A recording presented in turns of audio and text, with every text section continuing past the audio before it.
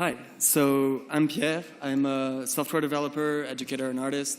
I'm currently a professor at New York University, and most of my work is really based around critically approaching the digital technologies we use and how they, in the end, impact human behaviors in ways that are not expected and sometimes not even desired.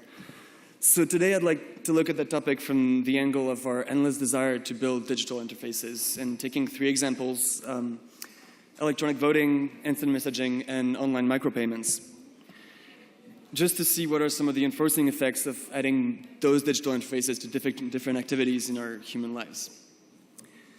So the broader question today was really, what's the plan? And in the tech world, that's very, very quickly followed by the other question, how do we build it? And today, when the turnout at the British referendum amongst the youngest voters was unreasonably low, when European elections across different countries in Europe consistently ranked last in participation amongst all other national elections, and when only 55% of the US citizens vote in the presidential elections, it seems really that democracy needs some fixing.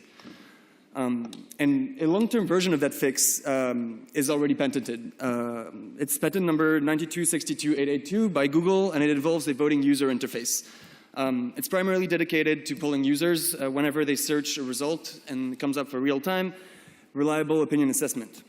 And really, now it's just for commercial purposes, but it's not impossible to imagine at some point in the future some public entity that would ask such a company to fix democracy. I'm not saying that the private or public endeavor is good or bad, but it's becoming more and more popular, and in that context, coming up with fully digital solutions to public problems is becoming more and more real, if not encouraged. But right now, governments across the Western world have published several studies arguing why electronic voting is a really bad idea. And the vast majority of their point is aimed at the technical liability. Now that we're slowly understanding the extent to which war by means of computers can be as serious and as consequential as war by means of bombs and missiles, we can't really take the risk to have such an obvious leverage point in any system which would aim at being democratic. But that's just really from the technical standpoints, and what I'm interested in here is the cultural standpoint. Because I agree with the conclusions that we don't need electronic voting. However, I disagree with the fact that security should be the main requirement on which it is decided whether an electronic voting interface would be deemed needed, built, and distributed. Because strictly thinking about the technicalities of computers hides the greater pictures, right? It allows us to ask, what can computers do, which is offer a secure means of voting, and not really what they should do, should they offer a means of voting at all. What some proponents of electronic voting are offering is an additional interface to an existing functioning human process. And electronic voting is an example of why we might not need more interfaces.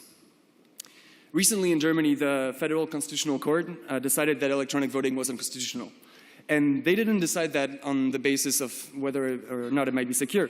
They decided it because they believe that voting should remain a process in which every citizen should be able to audit and understand. So any German citizen should be able, with pen, paper, and a lot of patience, recount all the votes cast during any election. And voting is not just a mechanical process, and that they understood.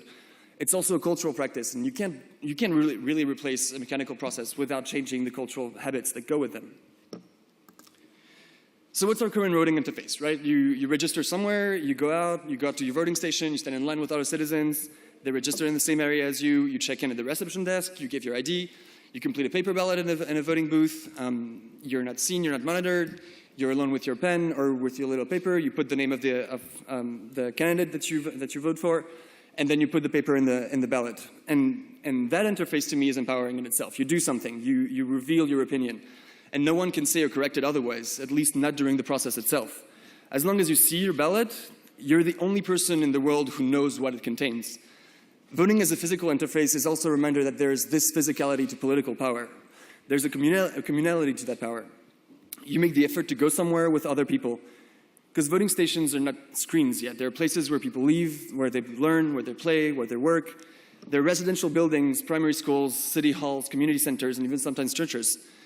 There is a community effort in making the voting process go smoothly, and I think that replacing one interface, paper, with another one, the screen, has an interesting consequence that it reverses the power dynamic.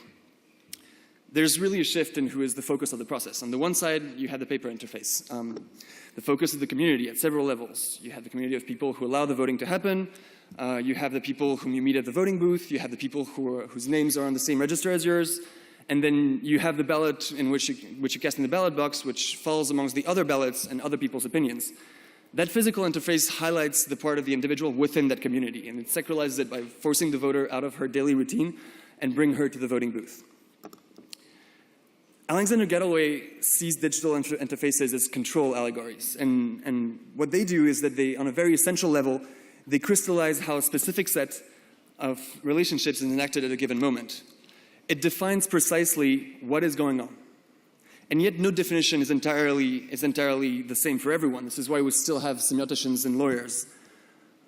So whose definition are we really following here? How obvious is that definition? Can we design and develop interfaces that are so seamless, as some food delivering company seems to believe, that they can replicate strongly the interactions of the things that can communicate? Can those interfaces ever innocently disappear?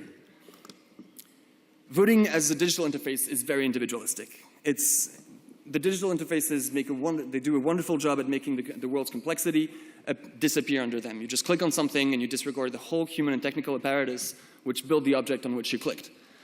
Digital screen-based interfaces gave birth to what we call user experience, and in that case, user is singular and not plural. The screen itself, today, belongs exclusively to one individual, and it's rarely shared. So while the ritual of physical voting highlights the balance between a group and behavior, where neighbors and friends would show up and go to the voting station, it's also some sort of community building, right? And community building online is so artificial that a whole range of professions was born to deal with it. And needless to say, you tend to lose that sense of ritual, that sense of community that is essential to voting. It's a social act, and those digital interfaces are changing our notion of the social. Because software, just like any other technology, involves an actor and an acted upon, an observer and an observed. And software has that problem of having the possibility of being spied on. The important word here is the possibility. It doesn't really matter if you're spied on or not. That's the technical issue. It matters if you believe it to be, and how easily that belief allows you to mistrust the whole system when you start thinking, oh, they're spying on me, maybe the whole system is rigged, maybe the Illuminati really exists. It's a cultural issue, and that was interestingly mentioned in the Supreme Court dissent of the Citizens United case, when the dissenting judges of the Supreme Court argued that allowing significant financial contributions to political campaigns might still prevent actual cases of corruption. What it might not prevent, however, are instances in which citizens believe that such corruption actually happens, and then casting their vote towards candidates who claim to stand against these corrupted, greedy, and communitarian elites. And everybody knows how to use a piece of paper, but not everybody can verify whether they're sending a request to a secure server. By implementing a computer-based interface, what you're also doing is you're enforcing inequality between those who know and those who don't know, which isn't really the best thing to do in a practice that's supposed to be based on sacred equality between all members of a community. So this effect by which the switch, which seems sensible in technical terms, ends up changing cultural behaviors, that's again a very typical case of what computers can do and what they should do, whether we can build those interfaces and whether we should at all. But here's a more real-life concrete example. That's the instant messaging scene feature that appeared on Facebook's chat. It's a little thing that shows up at the bottom whenever the recipient has, according to the company, seen the message. And following that design decision, most instant messaging platforms have then implemented a version of that feedback. But what really was the goal of that interface? The goal was to try to improve an interface to real-time communication. If you want to simulate face-to-face conversation, you need to simulate the constant reassurance that there is someone in front of you, that you are not talking into the void. You want them to be aware that there's someone that they're talking to, and to just reduce the technical complexities of global telecommunications into the faking of someone being there. And concretely, the impact of the change of interface, the impact of the computer used as an act to face-to-face conversation, the most obvious one to me is the change in trust. As Georg Simmel puts it, trust really is just a balance between ignorance and knowledge. And with an interface for real-time communication, you switch the trust between you knowing that someone is there from your own senses to Facebook's decision to tell you that there's someone there, when sometimes no one is actually paying attention. And so Facebook hides the actual information of whether someone has seen your message or not, and which really was not a desire that was originally part of long-distance communications. When you think about people asking you to acknowledge the receipt of either a snail mail or an email, it doesn't really feel right. It doesn't feel like something normal. And before you had to call or to go out to have a face-to-face conversation. Now you can pretend that you have someone on the other side of the screen. But can we really pretend that? Because Facebook solved that problem by providing a telephone-like service. it seems that the scene was really just used to hide the fact that real-time wasn't actually real-time, and it never was. Did this additional interface change our behaviors as we talk to someone? Do we prevent each other from acknowledging whether we receive their message? Does it make us more social, less social? Do we have to navigate around that hurdle? These are all open-ended questions, but as these interfaces try to become more and more seamless, we forget to ask what happens to the interactions where the seams are actually essentials. Face-to-face conversation itself is not really a seamless process. It's a highly complex interaction on which countless books have been written. Trying to simplify that often tends to make that simplification stand out. Someone doesn't just see a message, right? There's a lot more to it. You can read it, you can acknowledge it, you can inadvertently click on it, you can dismiss it, you can forget it, you can glance at it, expect it, fear it, or be surprised by it, etc., etc.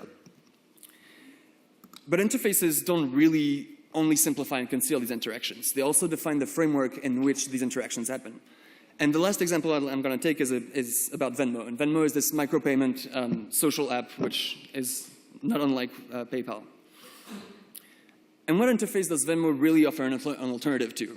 It offers an alternative, in my opinion, to shared human memory, to the idea that we have to remember who owes what to whom.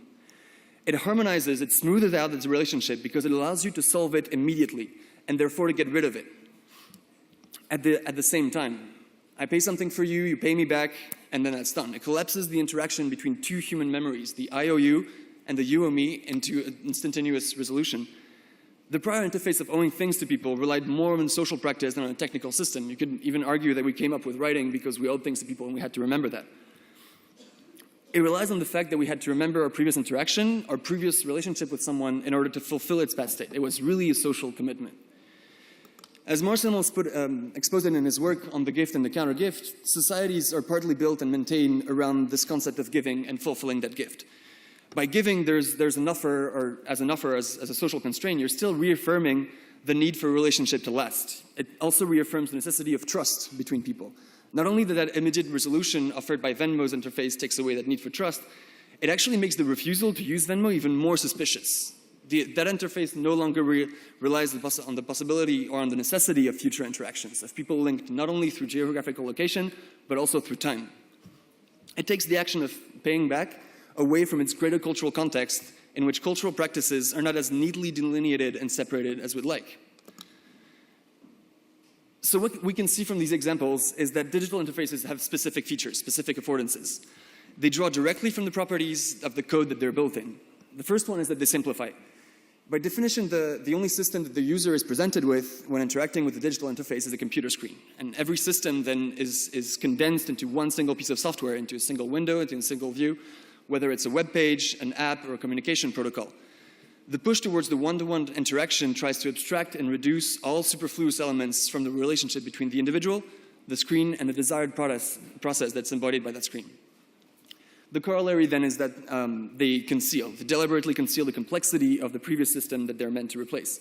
And instead of explicitly bringing the individual to deal with all the cogs that make up the incredibly complex machines that are human organizations, they remove any reference to things that are not directly relevant to the task at hand. So a voting registration removes the need to know what are different government organs needed to make the voting process happen. Real-time indicators on the communication platform conceal the uncertainty that someone might not be on the other side, and that communication method might not be as good as face-to-face or voice-to-voice. And then finally, they compartmentalize. They decide how, when, and where any given interaction should and can take place. They make sure that they're not dependent on other non-crucial interactions. Each interface tries to minimize conflictual interaction between each other. Voting interfaces remove voting from the physical and social world. Social payment interfaces remove paying from the larger personal relationships that are built in symbolical debt and the repayment of that debt. And by default isolated, interfaces need to actively seek openness in order to break that compartmentalization. They call it integrating with third-party services. But if they fail at all of the above, interfaces stand out even more. They make it obvious that they're just a middle layer, and they're not the real thing. E-voting is not the real thing. Digital social networks are not social networks.